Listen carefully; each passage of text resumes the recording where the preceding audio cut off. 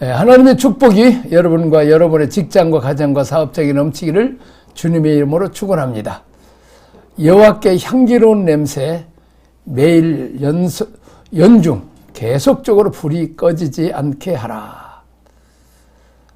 우리가 죄와 사망 가운데서 구원받아서 하나님의 자녀가 되어서 우리가 하나님 앞에 드리는 예배, 기도, 하나님이 아주 기쁘게 받으시는 아름다운 꽃향기처럼 기쁘게 받으신다는 거죠. 제가 30 넘었죠.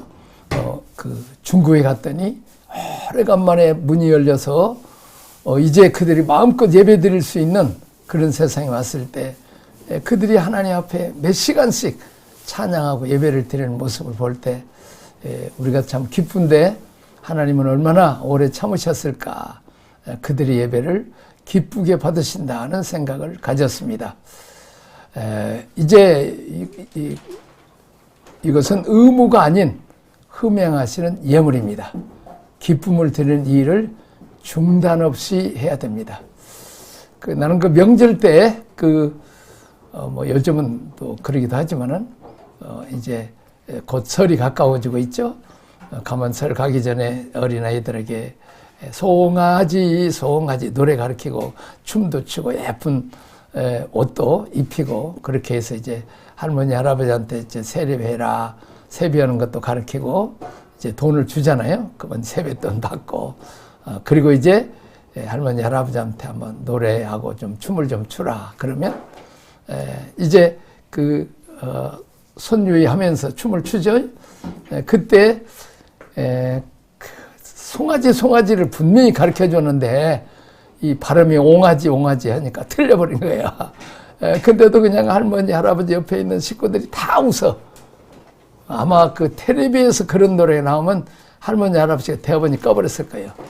그런데 내 아들 딸이 낳은 손자 손녀가 내 핏줄이 이렇게 할아버지 할머니를 기쁘게 해서 노래한다 할 때 그렇게 할머니 할아버지는 흐뭇해하고 기뻐하는 모습을 봤습니다. 그렇습니다. 우리가 죄와 사망 가운데서 구원을 얻고 사탄의 종 노릇하고 귀신들에게 제사를 드리던 우리 한국민족이 이제 하나님 앞에 선교사님들의 복음을 듣고 우리가 찬양하는 모습 하나님께서 기쁘게 받으신다는 거죠. 제단의 불이 꺼지지 않기 위하여 제사장은 제단의 불이 타오르기 위해서 끊임없이 관심과 열정을 가져야 합니다. 그렇습니다. 교회 안에는 기도의 불이 꺼지면 안 됩니다.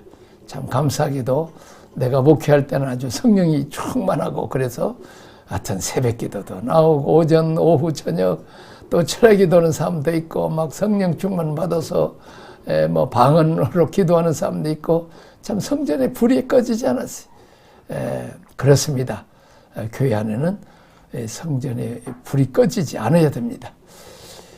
십자가로부터 흘러내려오는 은혜, 하나님의 변함없으신 사랑과 배려, 또 성령의 교통, 기름 부으심의 역사가 결코 멈추지 않도록 해야 됩니다.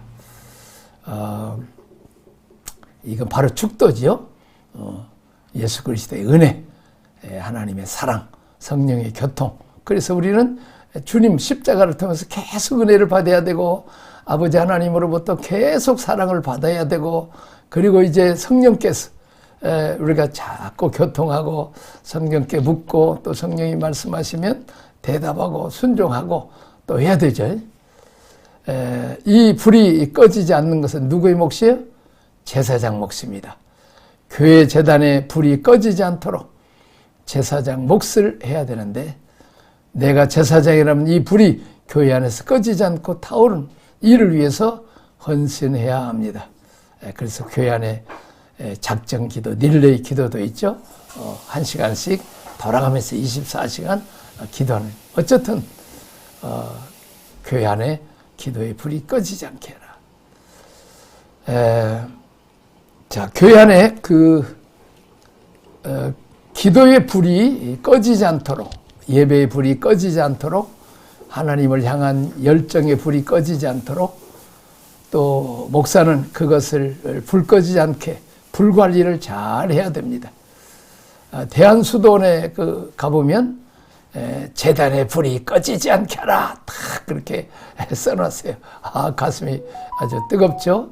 그렇습니다. 우리는 그 기도원에 불이 꺼지면 안 되잖아요. 기도에 불이 꺼져야 성령이 늘 역사해서 참 문제 있고 또 질병과 어려움 있는 사람들이 가서 또 은혜를 받고 또 불을 붙이는 거죠. 또 충청도에 오늘 가보니까 막 지하실에서 막 버글버글 막 기도하는 소리가 나는 거예요. 좀 밥 먹고 있다가 또 가보니까 또 저녁에 또 다른 팀이 와가지고 이렇게 기도하는 참 보기 좋은 모습. 근데 요즘은 많이 이제 한국교회가 불이 꺼진 것을 봅니다. 너무 배부르니까 뭐 아쉬운 것이 없으니까 병나도 그냥 병원에 가려고 그러지 하나님 앞에 매달려서 기도하는 게 좀 적죠. 자, 그 다음 11번 하나님이 기뻐하시는 번제 제사를 드리라. 자, 그리스도께서 너희를 사랑하신 것 같이 너희도 사랑 가운데 행하라. 그는 우리를 위하여 자신을 버리사 향기로운 제물과 생축으로 하나님께 드리셨느니라. 그렇습니다. 우리가 사랑하면 아낌없이 다 줄 수 있죠. 우리가 하나님의 사랑을 받으면 또 그 사랑 가지고 이웃을 사랑할 수 있습니다. 주님이 희생제물로 죽으신 것처럼 우리도 많은 사람 영혼을 건지고 구원하기 위해서 우리는 희생해야 됩니다. 바울은 이렇게 갑니다. 사망은 내 안에 색사고 생명은 너희 안에 색사니라. 외할머니가 그 엄마를 낳기 위해서 참 생명을 내대서 낳고 또 엄마는 또 장성해서 또 목숨 걸고 희생해서 내가 태어난 것처럼 이렇게 희생 제물이 있으므로 생명이 이 땅에 태어나므로 또 우리는 그런 희생을 가지고 영적 자녀 손주들을 키워야 된다는 거죠.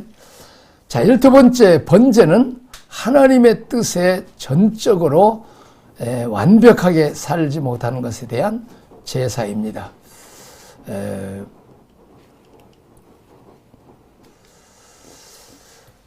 번제는 어떻게 드리는 거예요? 번제는 나를 전부를 드리는 것입니다. 너의 인생 전부를 내게 줄 수 있느냐? 이렇게 하나님 물으시는 거죠. 첫 장에서부터 우리 귀를 딱 잡는 게 뭐예요?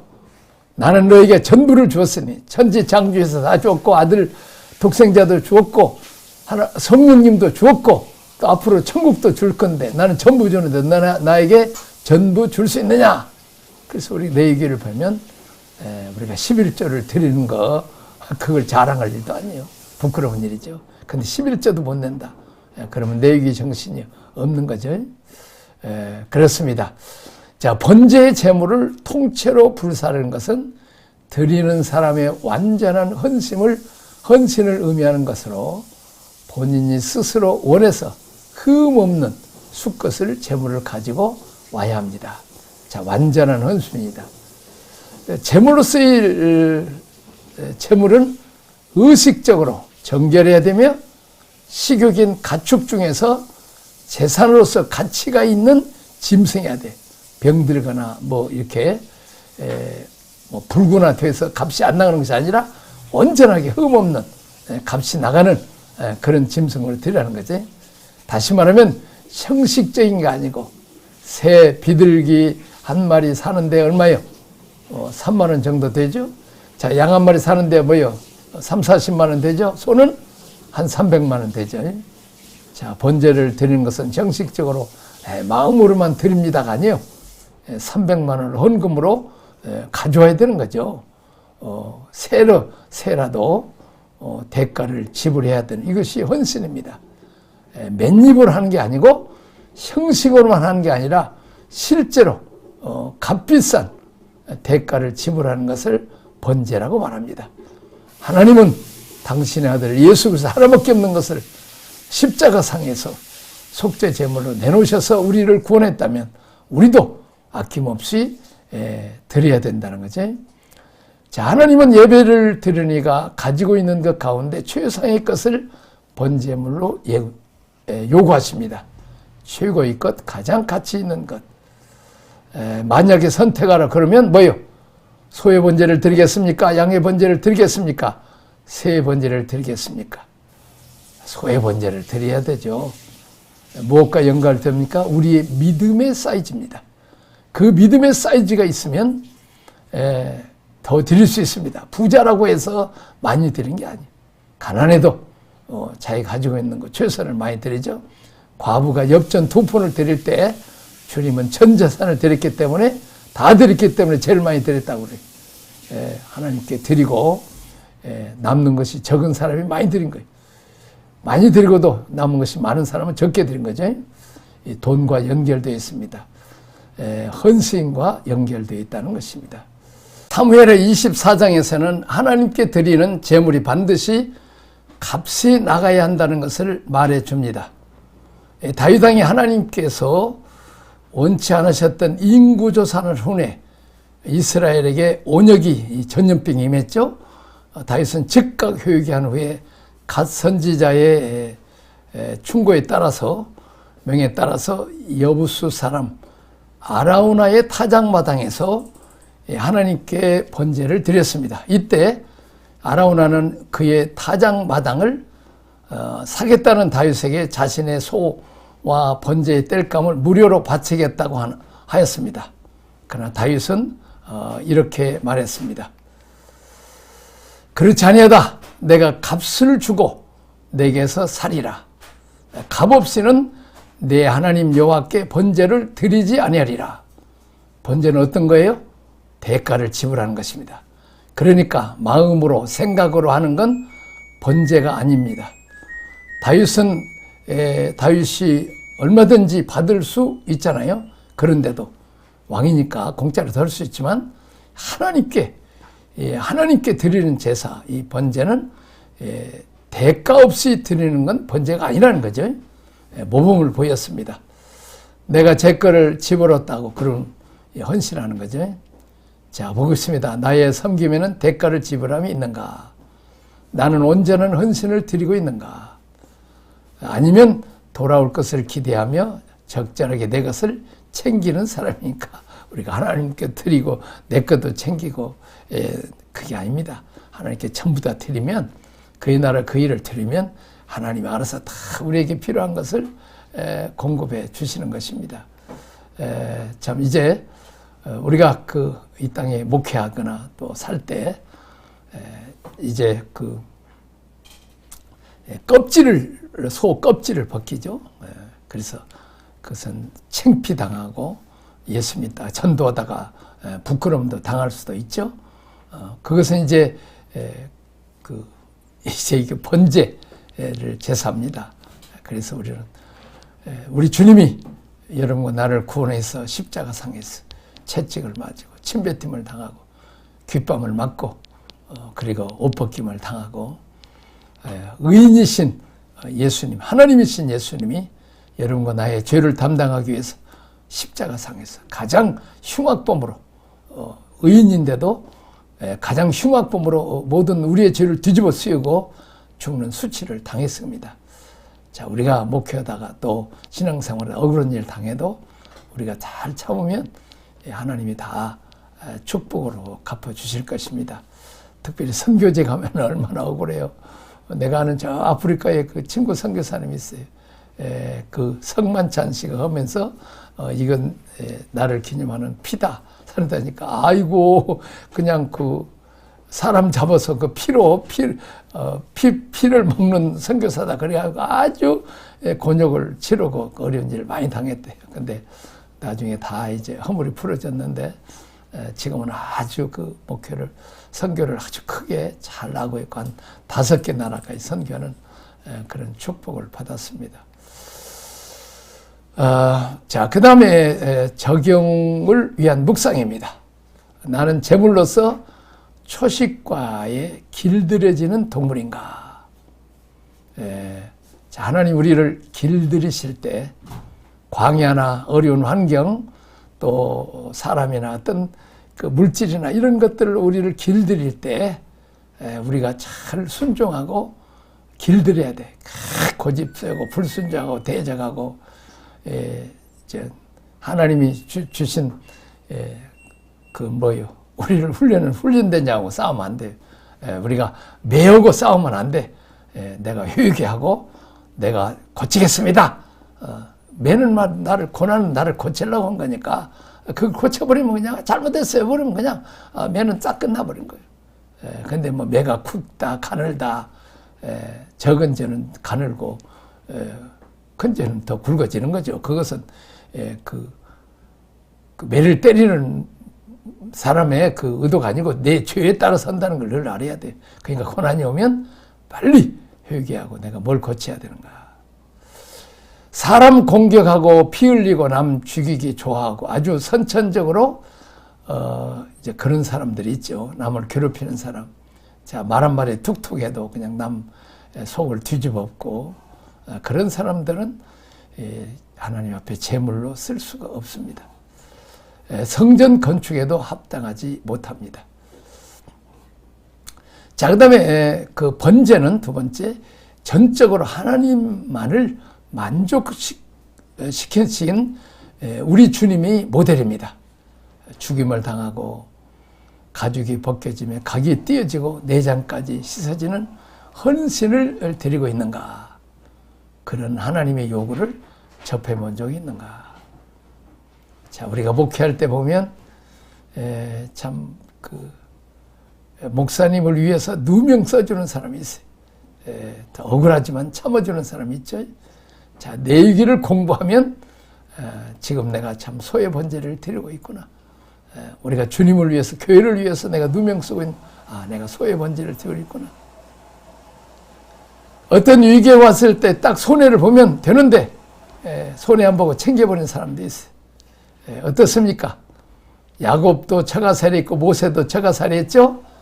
야곱은 나올 때 많이 챙겨갖고 나왔죠. 소나 영소 다 식구 다 챙겨갖고 왔죠. 심지어는 아내 라헬은 드라빔이라고 하는 우상까지도 챙겨갖고 와요. 그것 가지고 오면 복 받는다. 또 지키고 보호해주는 호신술이다. 모세는 어떻게 했어요? 같은 처가살이 했지만 빈손 들고 나왔습니다. 하나님은 빈손 들고 나온 모세, 너 합격했다. 바로 능력이 지팡이 집어주어서 이스라엘 민족의 지도자를 삼고 10가지의 쟁을 내리고 홍해도 갈고 광야 이스라엘 백성들을 인도하는 위대한 지도자가 됐죠. 야곱은 그 챙기는 야곱, 후회로도 계속 다름이 있죠.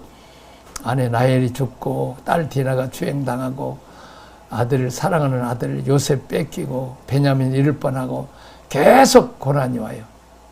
챙긴 만큼, 욕심 부린 만큼 고난이 길어진다는 걸 알아야 돼. 그걸 깨뜨리기 위해서 하나님이 우리가 손을 보고 계신다는 거죠. 우리는 뭐 EQ가 있고 하죠. 근데 우리가 잘 만드는 재미있는 말이 JQ요. 이 잔대가리, 코션, 잔머리 굴리지 말라는 거죠. 야곱이 그냥 머리 잘 굴리잖아요. 그냥 형에서가 죽이려고 하니까 그냥 종이나 짐승들은 저 멀리 자기가 사랑하지 않는 레아 식구들은 그 다음에 자기가 사랑하는 라헬이고 그리고 또 그냥 자기는 혼자만 만일 사랑하는 아들들 만에 다 주고 자기만 살겠다. 아주 이 잔대가리 굴리는 그 야곱 야복강가에서 그 환도기가 부러짐으로 그 잔대가리 너는 그렇게 하지 말고 이제 나한테 와서 기도해라. 그래서 이름을 잔대가리에서 이제 하나님께 기도하고 문제를 해결하고 이제는 형 환도뼈가 부러지지 않아 내 환도뼈가 부러지는 그래서 이 잔대가리 그 아주 간사한 사기꾼 이 부서짐으로 이제 그가 자기의 닥치는 어려운 문제가 해결됐죠. 자, 그것을 잡으려고 하면 고난이 내가 아끼고 사랑하는 것 너무 의지하는 것들 잡으려고 하면 고난이 오죠. 딱 위기가 왔을 때 털어버리고 빈손으로 하나님 앞에 나가는 거죠.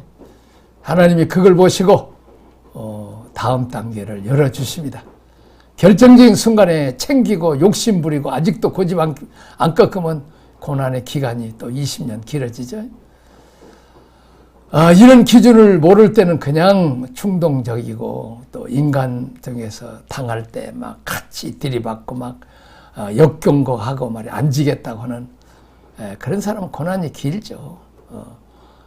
그 부서질 때까지, 목이 끊어질 때까지. 그렇습니다. 새도 조그마한 새라도 목을 비틀어야 되죠. 날개라도 비틀어야 되고, 이 고집, 욕심, 혈기, 이런 우리 속에 이제 그런 적은 것들이 있죠. 욕망들. 그것을 비틀어라는 거죠. 어떤 경우는 유순하게 남의 공격을 내가 수용하고 양처럼 내가 온유함으로 무조양 순종했죠. 교인들이 욕하고 공격에도 묵묵히 기도하면서 하나님 바라보고 참는 우리 믿음의 선배들, 그런 좋은 목회자들 있잖아요. 힘들고 그러면 아예 금식하고 문 닫고 또 아니면 기도원에 가서 기도하고 그렇게 하면 하나님 문제를 다 해결해 주세요. 근데 그냥 팔 벗고 그냥 팔 아주 맞짱 뜨고 하면 그냥 수틀리면 막 같은 양 이렇게 데려버린 사람은 고난이 길어지죠. 온유하고 섬기는 마음, 또 각을 뜨고 하나하나 손을 보시면 경제 문제, 가정 문제, 명예 문제 하나씩 다 각을 뜨죠. 자, 한 부위 한 부위를 버리는 것입니다. 하나님이 그것까지 양보하라면 제가 하겠습니다. 나중에는 껍데기라도 벗기고 수치, 모멸, 모든 이름까지 다 수치를 당하지, 다 무너지면 어떻습니까? 그런 위기가 올 때라도 하나님이 소유번제를 원하시구나. 이제 껍질을 벗겨드리는, 그랬습니다. 사람 앞에서는 욕을 먹어도 하나님은 하나님 앞에는 합격하죠. 너는 소의 1등급에 번져버리구나. 합격! 그때는 당하는 것 같은데 세월을 지나고 나니까 하나님이 그 명예를 다 회복시켜 주시오. 과연 진리구나. 하나님의 말씀이고 성경 공부에 이런 재미가 있죠. 말씀대로 그렇게 행했더니 이렇게 하나님께서 축복하셨구나 하는 것을 우리가 보게 됩니다. 자, 그럴 때 하는 고백이 뭐지요? 인생은 황홀하다. 자, 세 번째, 제사장은 예배자를 위해서 동물을 잡고 피를 뿌리고 내장들은 물로 씻어 다 나는 누구를 위해서 이런 제사장 사역을 감당하고 있는가. 어떤 사람을 위하여 제사장이 잡아주고 피를 뿌리고 내장까지 끄집어 내주고 물로 씻고, 다시 말하면 감정 하나하나까지 다 어루만지는 거죠. 어떤 사람은 막 몇 시간씩 상담하는 사람이 있어요. 내가 독일에 가서 막 공중전화에서 전화하는데 그냥 끝나면 또 전화하면 그냥 추운데 그래도 끝까지 들어주고 또 들어주고 했더니 그 내장 마음을 다 만져, 아이고 그렇게 얼마나 고생했습니까? 그 독일에서 외국에서 간호 생활을 하는데 얼마나 힘들었겠어요. 다 그래서 그 사람들이 이제 나중에 예수 믿고 돌아오는 것을 봅니다. 얼마나 수고했습니까? 우리가 그렇게 말해주는 이 대화법이 우리가 마음을 만져주고 내장까지 다 그러면 이제 녹아나는 거죠. 내가 목회자라면, 내가 셀 리더라면 이렇게 내장까지 끄집어내주고 씻어주는 이런 사람이 있는가 하는 거죠. 이게 헌신입니다.